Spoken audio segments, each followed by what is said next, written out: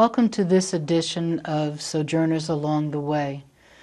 This program is going to be a smorgasbord, but not the kind that you would possibly thoroughly enjoy.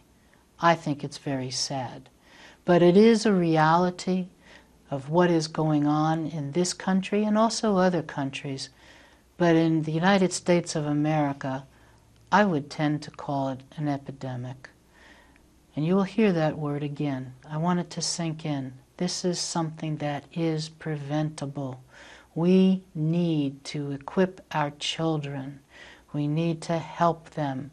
We also need to, on the other side of it, help children to see they do not have a right to treat other people the way that this has been going on in this country.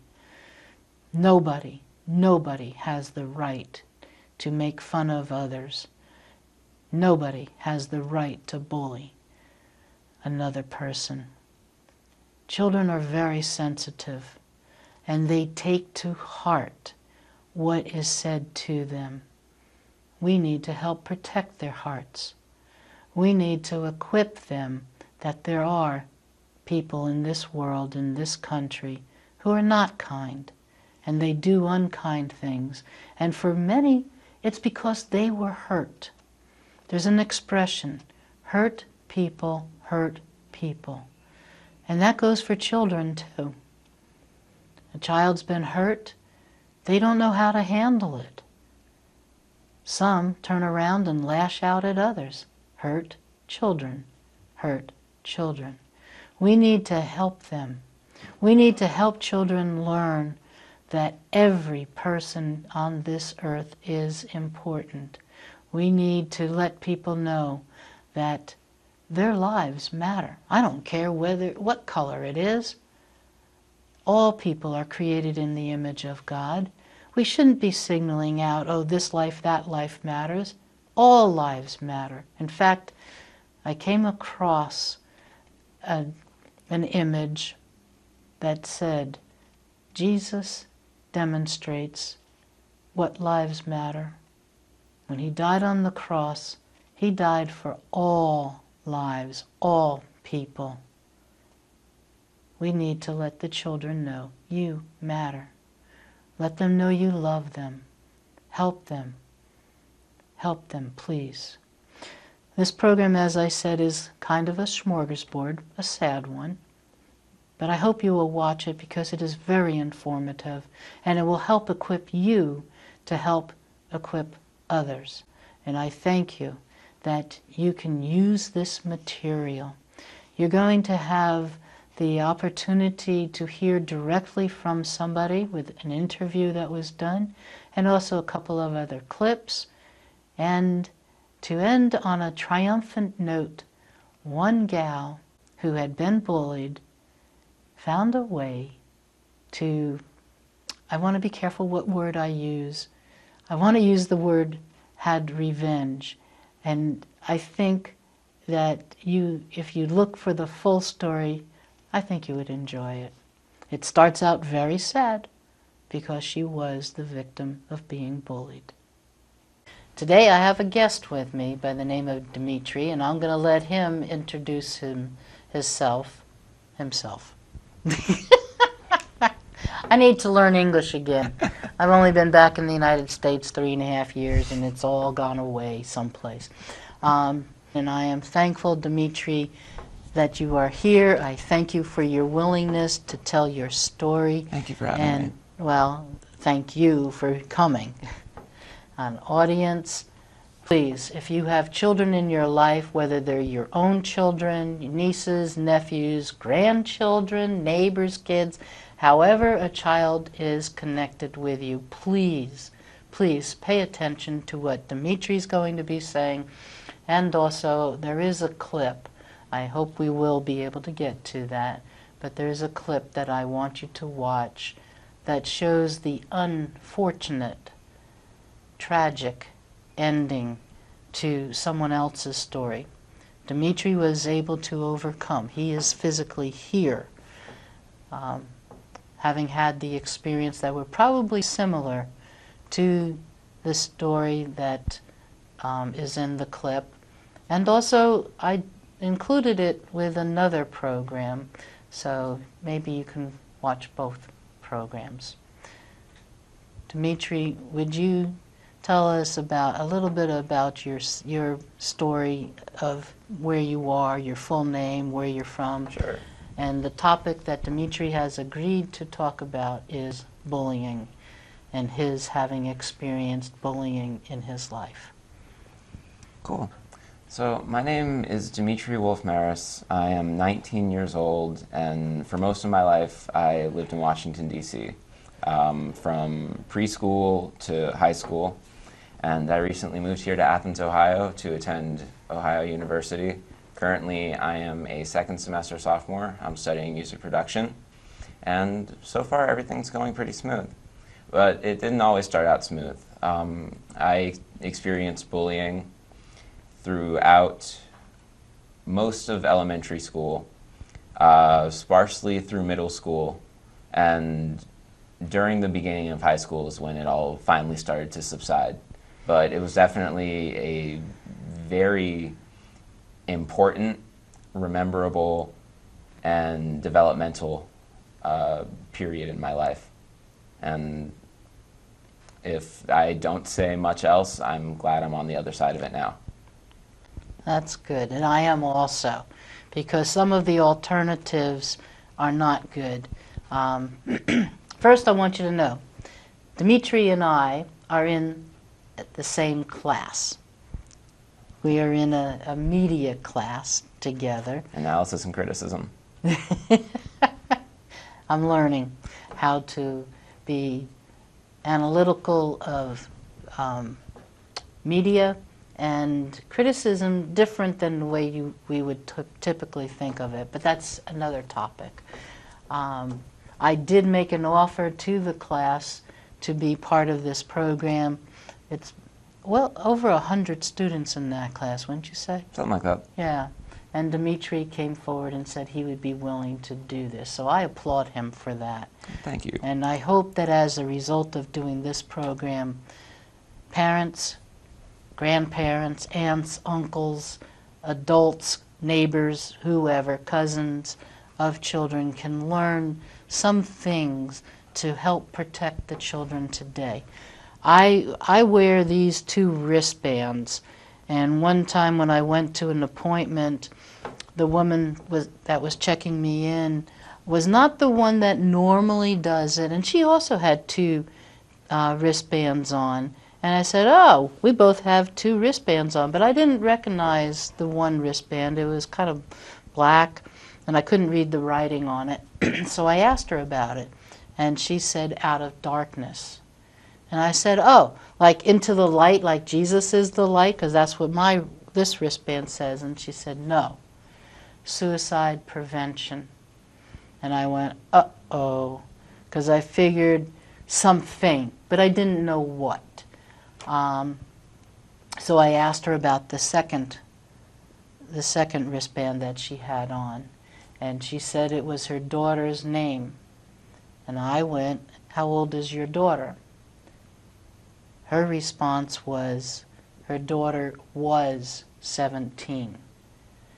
So as a result of her daughter committing suicide, she was wearing both of those wristbands. A lot of pain. A lot of pain. Children are not supposed to die before the parents. And unfortunately, I would even use the word, it's becoming an epidemic in this nation. There are so many children, and some very young. In fact, I was doing some research for this program and came across a statistic of an 8-year-old that was wanting to commit suicide as a result of the bullying that the child was experiencing. Would you tell us a little bit about the details of how you were bullied, when, where? When? Yeah. Should I just start from the beginning? That wherever you want, it's your story. Okay. So maybe I'll pinpoint it to when I was in second grade, and it started mostly as verbal harassment. And it became just the usual, I'm doing well in my classes, my teachers are taking note of that. The other kids weren't too fond of that, and they resorted to calling me a nerd, calling me a geek, referring to me as a dork. And this was essentially the extent to the bullying that I experienced from second to about maybe third or fourth grade. And the thing is, between me ending third grade and me entering fourth grade, I had switched schools. So, and it wasn't necessarily a result of kids making fun of me for doing well that I switched schools. It was obviously a point of leverage for me switching schools, just because no one should be harassed in school. You're there to learn, not to be made fun of. However, when I did switch schools in fourth grade, this was a switch from private to a public school. And so you were harassed at a private school? I was. And started in the second grade. Please, audience, take note of that. Bullying does not have any parameters to it. It's not always just children bullying other children. Sometimes it does happen adults to adults, or teenager to younger child, teenager to teenager. Adult Whatever. to child. Yes, and adults to a child, which is really sad. Come on, parents. Come on, adults. We're supposed to protect children. So second grade, you're being called a nerd. You just happen to be a very good student, and someone is making fun of you for that. How did that make you feel? I was really confused because on one hand, I'm being told I'm doing so well, this is going to set me up for so much success, but at the same time, I'm being alienated from my peers. And I doubt if I'm doing the right thing. It begs the question, should you start slacking off? Should you care what other kids think?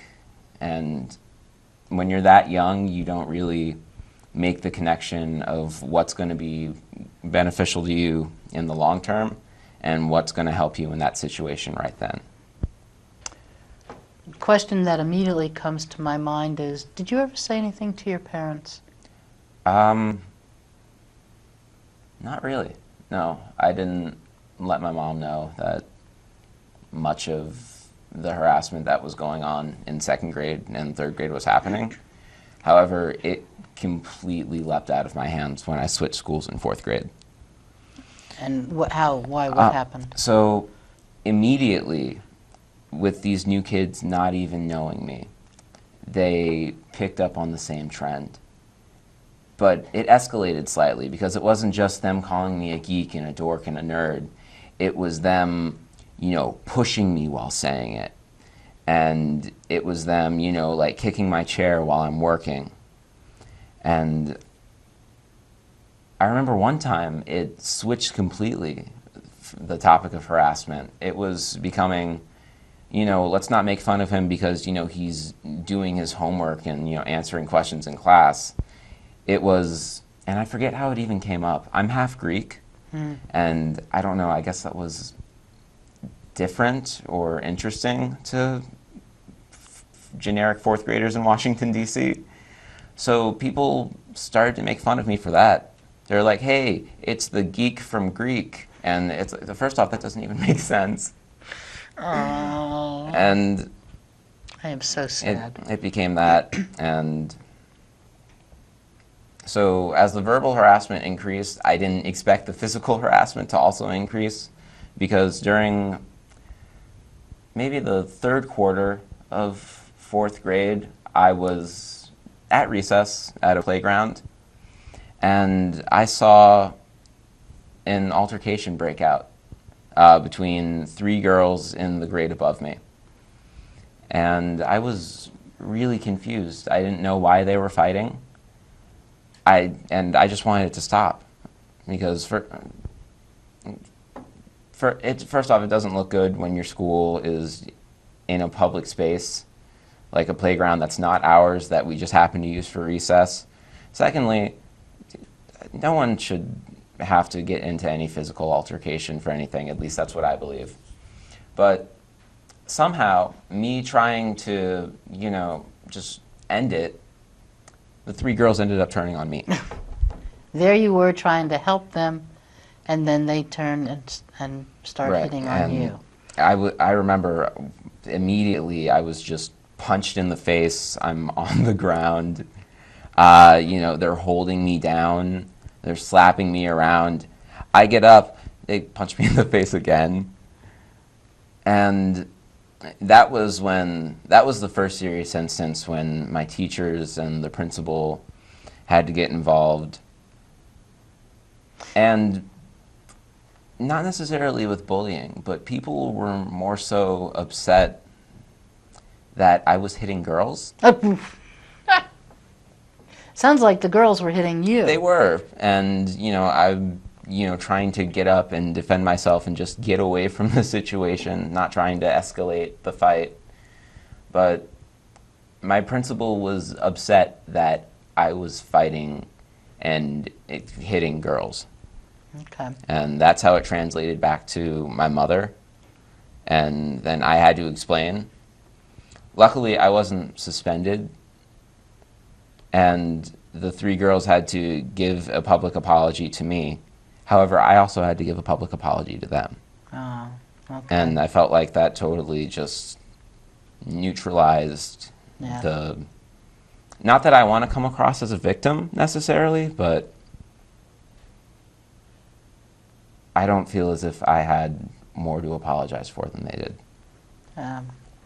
I want to ask, where were the teachers when you were working and your chair's being kicked and you're being picked on while you're doing your schoolwork?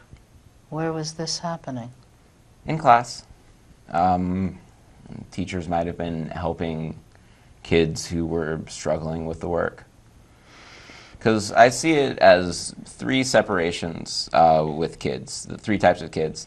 You've got the kids who know what they're doing and know how to do it and are fine. You've got the kids who are confused and are not too proud to ask for the teacher's help.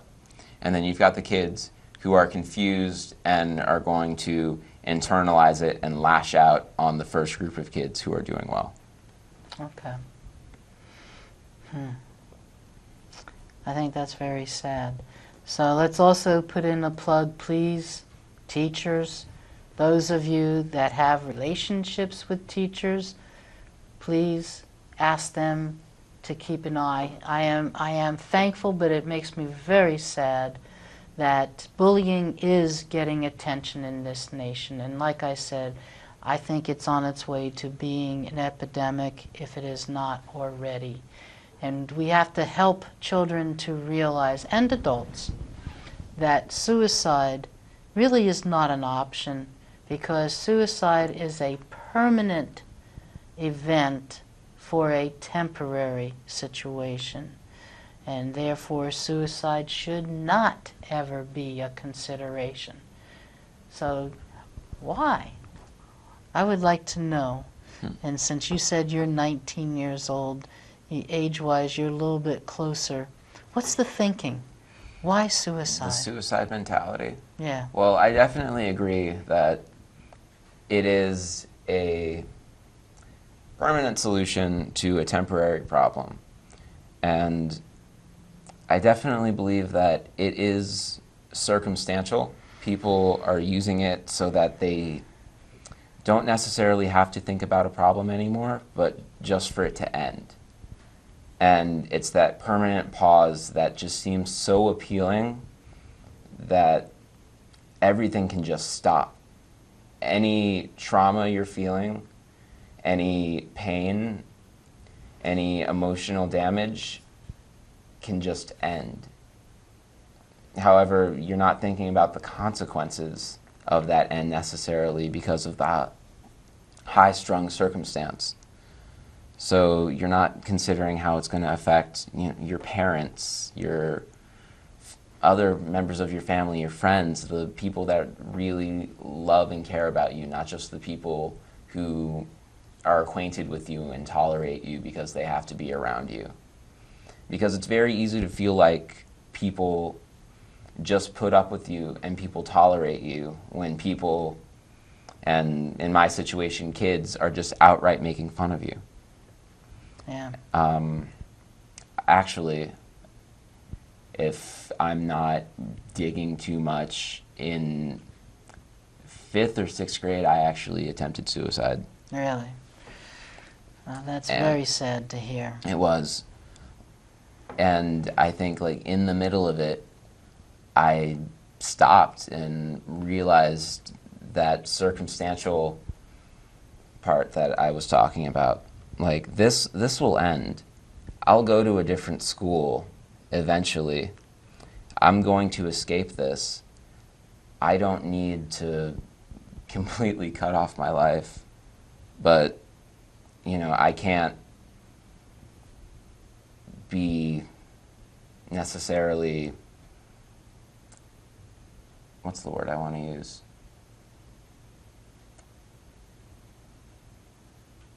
A preacher of no one should commit suicide. I don't believe anyone should, but I also can't be upset for people who feel victimized to the point where they feel like that's their only option. Because if you've committed suicide, you have reasoned that it's the only option, and no one should be driven to believe that the only answer to their solution is for them not to exist anymore. And I feel like that's a really big problem. Yeah. Yeah. And unfortunately, again, I will say, it is becoming an epidemic. And I think the more attention that the suicide does get, it's in the news, on the internet, the little corner of when you get online, you know, bullying, suicide. We need to go back and figure out what's going on. Would you say that there was something that might have been there to indicate to your parents that you were being bullied? Are there symptoms that maybe, you know, from your experience, that you can say, I couldn't talk to my parents directly, but by thus and so, I was trying to give them a message? I don't think so. I don't think I've ever done an indirect cry for help. It was either, I'm not going to let them know that this is going on, or it will be an event that happened at the end of middle school. Or no, I'm sorry, the beginning. It was 6th grade. Where I essentially just broke down and in front of my mom and my grandfather, and I just told them, I can't do this. At this school, you know, I'm getting picked on. These events are happening. I'm still being harassed. Like, people are following me into the bathroom. I can't do this. I'm not comfortable. I can't learn in this situation. I need something else. And that following year, I went from public school to Catholic school, which is a whole nother story in and of itself. So does that mean you started in a private school, went to public school, and then went to Catholic school? Yes. And I went to Catholic school for 1 year because that bullying, in a sense, surpassed anything that I had experienced in elementary school. Oh, this is horrible. Now, parents, when your child comes home, typical question that a parent will ask is, how was your day? How was school today? And what kind of answers did you give your mom to those questions? Fine. Yeah. Nothing new. Yeah. It's all chill. Yeah. Parents, you have to start digging. Help your child to learn to open up. What kind of question could have been asked that might have helped you to talk?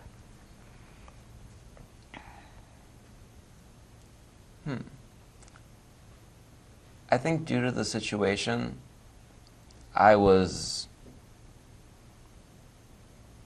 scared to let my mom know just because it had been happening so often, and to the point where I thought she might think that I'm making some of it up. So I don't think she could have asked anything that would have made me say it.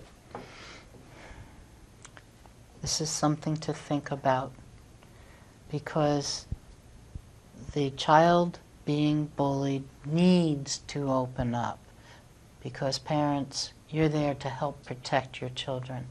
And if they are experiencing bullying and they're not telling you, how can the parents help? How can a parent figure out, maybe my child has something going on at school that is not good? Are you aware of any change of your behavior during that time? I think I'm able to see the change now, Okay. looking back on it in hindsight, and just thinking about how the experiences of me being bullied have shaped my thoughts and mentality, sometimes for better, sometimes for worse. Would you give us examples? Sure. Thanks. Like now I'm able to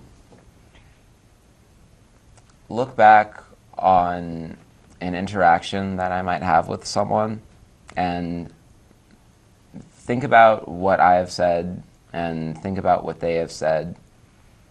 And let's just say the interaction is unpleasant. Maybe I bring up a point that they don't necessarily agree with.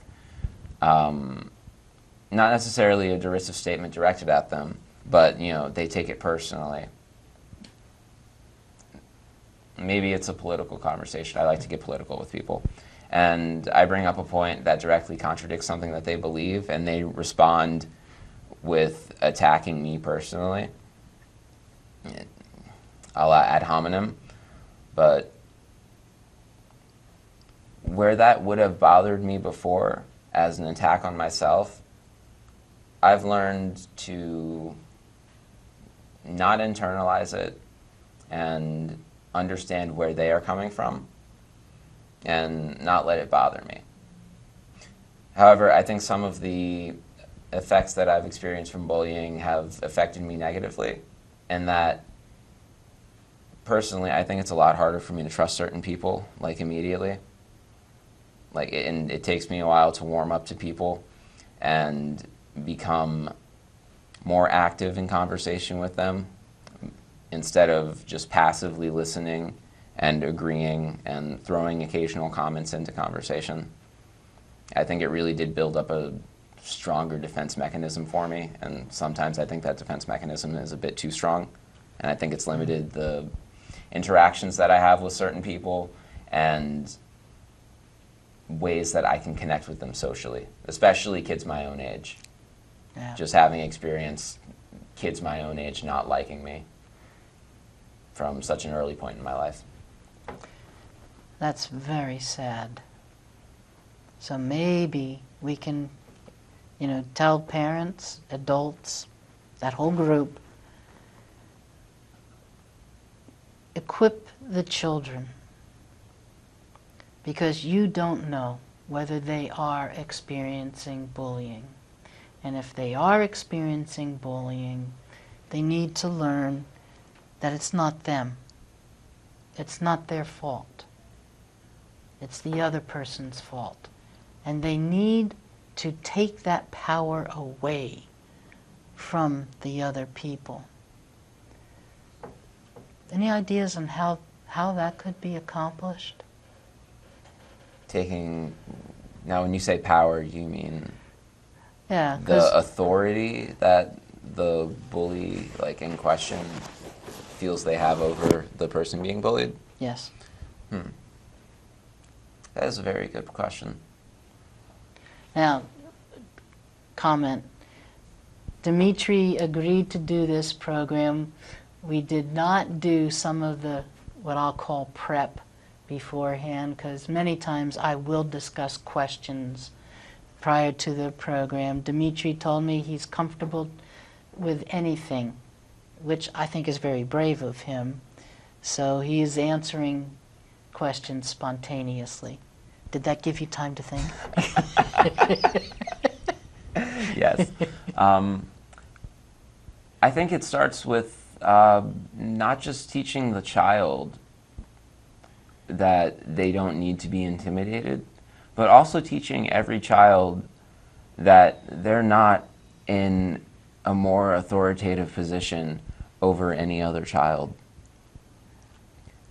Because you can teach kids not to bully and teach them how to stand up for themselves and teach them specific tactics to avoid being bullied.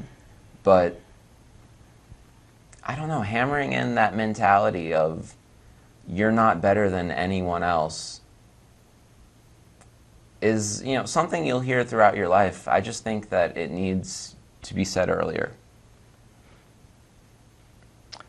Or that somebody else is not better than you. Right.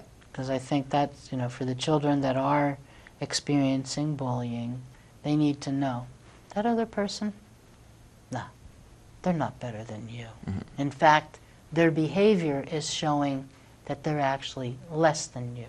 And I would like to get that message across to bullying people. The reason that people, my estimation, that people bully is because of an inferiority that they're feeling. And so if they can talk negatively about somebody or to somebody else, it makes them feel better. When in reality, all you're doing is embracing that inferiority, and you're spreading that negative. Yeah. And we need to stop that. We need to help. Before I go on to some of the questions on your list, a question that came to me was, if you could now say something to the bullies that were in your life in polite language, what would you say to them? If I may quote one of my personal heroes, Marilyn Manson, Okay. I wouldn't say anything to them. I would let them talk, and I would hear what they would have to say, because I feel like that's not what the authority figures in bullies' lives do. I feel like if they're in a position where they're bullying other people and they find the time and energy to make other people feel good, and that makes them feel better. I'm sorry, not make them feel good, Yeah. but make, you know, them feel worse about themselves. Then there's a reason for that. And I guess I would just want to hear them talk about more than why they did it, but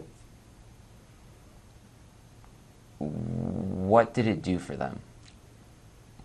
Why, and why me? Because this wasn't something happening, and when I say that, I'm thinking middle school and significant events in elementary school, 4th grade. But why me? Why was I the only one? You really think you were the only one? In my class, I know for a fact that I was the only one. That's very sad. And I am very sorry. I emailed that to Dimitri, that I was sad that he experienced this, but I think this is an opportunity for you to help turn that around. That what was meant for evil, because they did not mean good for you, Right. but what was meant for evil, hopefully, can be turned around for good. That viewing audience, you can help. Don't be a bystander. Take action. Talk to the kids. And when you ask them, how was your day at school? Don't Don't stop with them saying, oh, fine, nothing new. How many of us did that when we were in school? I know I did that when my parents asked me how was school. I didn't want to talk. And I think part of that is school just becomes a habit. It's just something that kids do, and so they don't really think too much of it. That's where I think the fine comes from, and then it just becomes an easy default because parents don't dig deeper than that fine, which is fine because sometimes if you dig too deep and on your kids, they'll tend to shut down because of that. Oh, well, why are you digging so much information out of me? What do you want? Like, what do you know? Do you know something that's going to get me in trouble? And we need to tell the children, no, you're not in trouble. But if somebody is doing something that they ought not to be doing, the other person is in trouble. Right. And we need to help. We need to help them. We need to equip them. So parents maybe, or maybe I should say viewing audience, those of you that have particularly family, because that means it would be your grandchild, your niece, your nephew, whatever the relationship is, talk to the parents and help them to come up with questions that they can ask, maybe not every day, because that would be a turnoff, right? But periodically, get the kids to talk about their feelings, not how was school. How did you feel in school? Or can you help us to Yes. come up with some questions? Actually, as you were saying that, you took the words right out of my mouth. Questions like, how did you feel at school today? Did you feel safe? Even more direct questions like, did anyone bother you today? Simple things like that, they can go far. And also to keep a balance, I would say throw in some positives. Absolutely. Was there somebody that was nice to you? Did something fun happen in Right. school? You know, that way. And if I may comment on that, I feel like that does happen sometimes. Parents will ask, did something fun happen? And I don't know if that's just them wanting to know by default that their kid is involved in something positive, but they're never asking questions on the polar opposite end of that. Like, did something bad happen today? And I think that some parents are afraid of their kids being bullied, so they'll avoid asking questions like that. Yeah, parents, you've got to step out. You have to. Too many kids are being bullied, and they're suffering in silence because, just like you said, you didn't want to tell your mom. Can you tell us why? Why didn't you want to say something? Part of it was the extreme moments where I had broken down in front of her, just crying and telling her, you know, this is happening, year after year throughout elementary school and middle school, to the point where when it happened in 7th grade, I really didn't want to say anything because I felt like it had happened so much that she just would think that I'm exaggerating or, you know, I'm making some of it up. And I didn't want to be doubted by the primary authority figure in my life because that's just not a good feeling. Yeah. On top of all the other bad feelings that, you know, bullying induces. Parents, make it safe for your children to say, this is what's going on. Absolutely. Help them to realize you're not going to think that they're exaggerating. They are crying out for help, and you need to hear the cries, because a lot of kids don't know how to articulate, or they're so hurt they can't. They need you to be their voice. Absolutely. One of the questions that you said was okay to ask, what was the aftermath of the worst event? So The worst event, if I've pinpointed it correctly, is the incident where I was beat up by 3 girls in 4th grade. And while that was a very extreme situation, the aftermath was just as extreme, because it went from these girls essentially, disliking me enough to physically hurt me, to them just being kind and pleasant and smiley. And that was really the tip-off of what I call my high social defense system. Because I've seen your actions already, and now you're doing the complete opposite. I felt like they were just faking it. And I feel like that's made me more analytical of people's actions with me or not with me. Just knowing what I may know about certain people depends if they really are the genuine person that they say they are. So I feel like to make a long story short, the aftermath of me getting beat up was me just trusting people less. And that, I feel like that definitely has had its good and its bad. For one, the people that I can talk to and I can trust, I'm very close to them. And, they're long and hopefully lifetime friends that I will do anything for to this day. But it also means that I've interacted with a lot of, for lack of a better word, disposable people. I think that's kind of sad. Yeah. It can be. Yeah. Now, you touched on it, but I'm hoping that you have come up with some more ideas about how did bullying shape the person that you are today?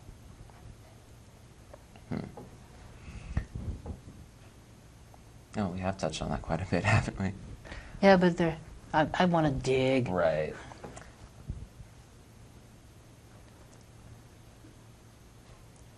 Well, for one, I feel like if I were to see someone, I would be able to recognize the signs of them potentially being bullied. That depressed look, that minor slouch where you can't really tell that they're slouching, but you know something's not really right. Like, they could be a bit more perky, they could be a bit more confident within themselves, and it really exudes, and it's a lot more evident when someone's just being demeaned. Something else that shaped me from bullying is that, I won't tolerate it in any sense. Okay. At all. I won't tolerate it from my friends. If it's happening to my friends, my future children, it's simply just become intolerable. It's up there with murder. That's very strong. We're nearing the end of our time. Is there something that you wanted to say that you have not yet said?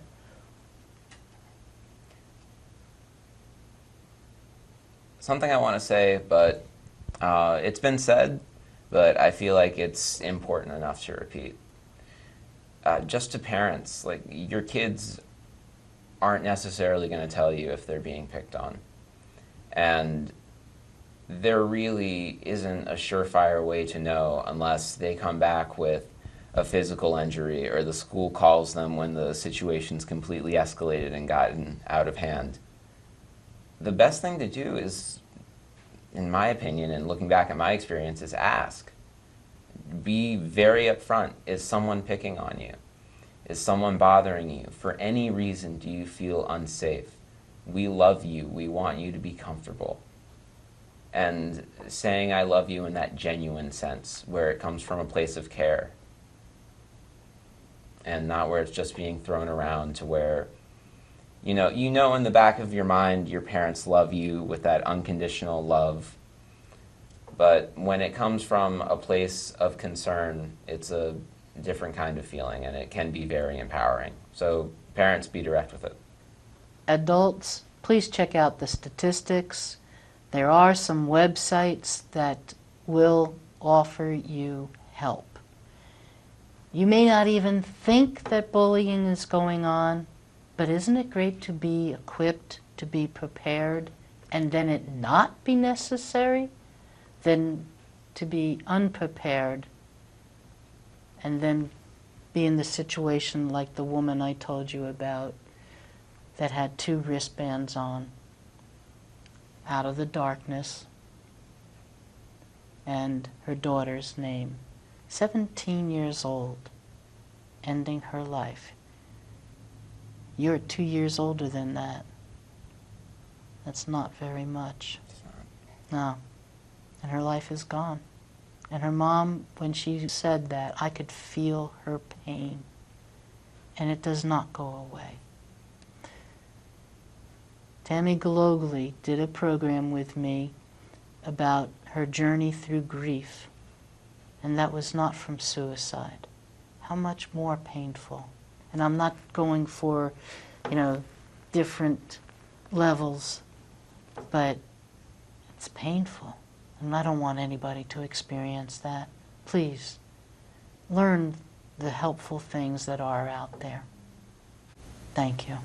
Thank you very much. Thank you. Thank you for having me again. Oh, definitely. This next clip is by a mother whose child did commit suicide. And she asked, please share her story. We've got to get this information into the hands of people so that way we don't have to bury children. They shouldn't be dying. We need to stop the bullying. Please, let your heart be touched. Mine was. I cried when I first saw it, and the second time I saw it, and the third time I saw it. It's so sad. My name is Amy Briggs. I'm from Lafargeville, New York. Been married for 22 years. We have 2 beautiful children. Michael is a great kid. He loves sports. He plays lacrosse. He's bright, top of his class. Daniel was an old soul. He had a soft side of him that was second to none for a kid his age. He wanted to help people. Our neighbor down the road had cancer, and Daniel was by his side every day. Daniel went over and sat and talked to him and held his hand. And after he died, Daniel went over and helped his wife. It wasn't like he was doing it out of obligation either. He did it because he truly wanted to do it. That's who he was. Daniel had really been bullied most of his school career. When he hit high school, it exploded. He didn't fit in with a lot of the crowds. He wasn't into sports. He was into hunting and trapping, which not a lot of kids his age are into. So he had a hard time finding kids who had common interests with him. So that made him a target a lot of the time. It started out with words. He was called just horrible names. It progressed to having trash thrown at him. He was punched in the stomach. He was made to lick a bus window. He was jumped from behind walking to the buses. He was ridiculed for the music he listened to. You name it. They looked for any little thing just to make his life miserable. When he was jumped walking to the bus, the boy told him the night before that he was going to do it. He said to him in a text, "Why? I know you don't like me. That's why I don't come near you. I don't have any interactions with you. I respect that. Why can't you respect me? What have I done to you?" His response was, "Because you're a pussy and you need your ass kicked." It makes no sense to me even today. One of the kids that Daniel had a lot of issues with had texted him. I saw the text myself. And it said, "Why don't you take one of your precious guns and do the world a favor, go kill yourself?" He texted that same kid And he said, you won't have to worry about me anymore. I'm going to go home and kill myself. And he said, and the kid came back with, put up or shut up.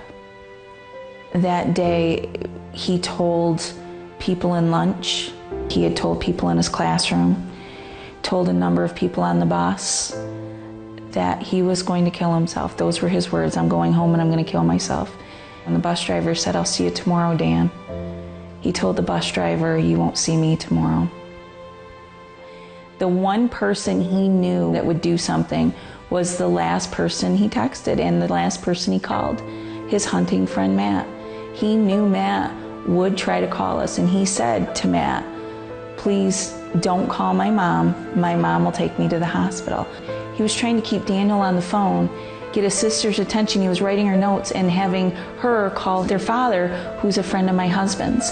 And we missed the call. We missed the call. We came out of Michael's basketball game, and my husband Rob said, I missed a call from Cal. I'll call him when I get home. Next thing happened, literally within a minute of saying that, so our other friend Wally calls. Now, guys don't talk to each other all the time. And Rob runs to the van, and he said, Daniel's talking suicide. I called my next door neighbor, and I begged her to go over and check on him. And she walked in the door and she yelled, Daniel. And she thought she heard him say something. And she shouted out, we love you. And then she heard the shotgun blast. And I ran to his room, and the sight that I saw was horrific. It was horrific, and I remember hearing myself screaming, but I couldn't feel it, and running back outside. And I could hear Michael screaming, I want my brother back. And every EMT that showed up, I begged him, please just find a pulse. I'll take him any way that I can have him. There was. I've played a million scenarios over in my head what I would do if I was there 30 minutes earlier. Knowing what I know now, I would just wrap him in my arms and just beg him and tell him how much he means to so many people. Because so many people have talked to us since he died. They've sent us letters. I received letters from kids his age. I just wish he knew how much he meant to so many people. He did matter. He does matter. His book bag with his books, still right on the bench where he left it that day. We will never recover from this. Never. When somebody tells you that they are going to kill themselves or they're going to do harm, do something.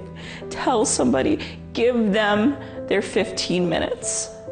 Validate them. Because everybody needs to be validated. When you know there's somebody being bullied, don't be a bystander. You are just as guilty as the bullies when you stand by and do nothing.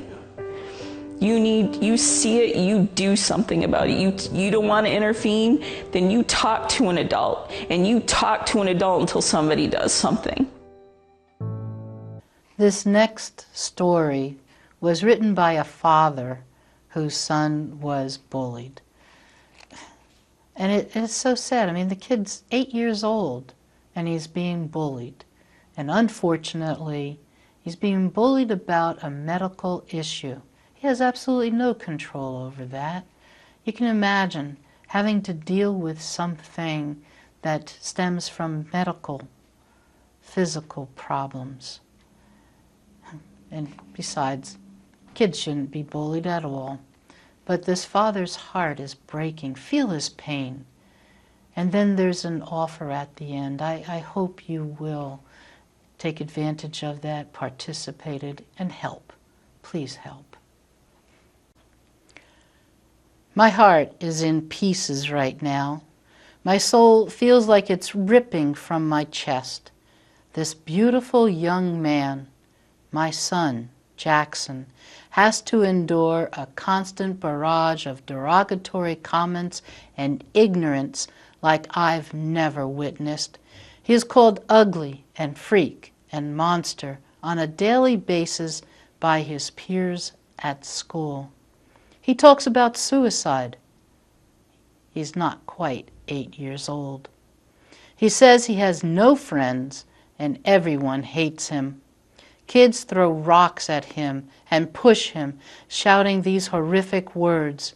Please, please, take a minute and imagine if this were your child, your grandchild, niece, nephew, sibling, whatever relationship to any child. Take a minute to educate your children about special needs. Talk to them about compassion and love for our fellow human being.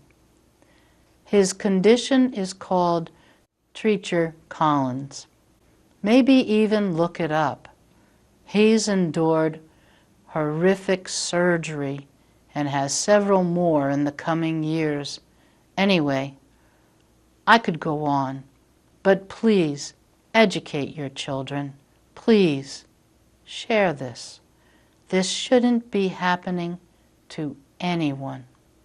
Dan set up a P.O. box for those who'd like to send Jackson cards of well wishes, and it's already filling up. But the need continues on. Please, please consider a random act of kindness. Send a card to Jackson and tell him his life is valuable and that we care for him. You care for him. So, bravo to Dan for speaking up against the bullying epidemic. Please share his and Jackson's inspiring and powerful story with your friends on Facebook.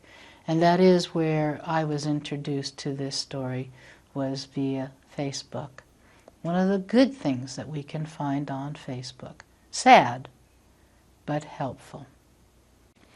The address to send cards to is Jackson, and I'm not going to try to say his family name, P.O. Box 1563, Idaho Falls, Idaho 83403.